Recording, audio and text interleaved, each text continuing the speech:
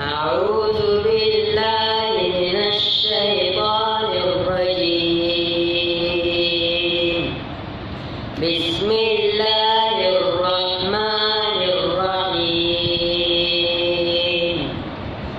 لا أقسم بيوم القيامة ولا أقسم بالنفس اللوامة.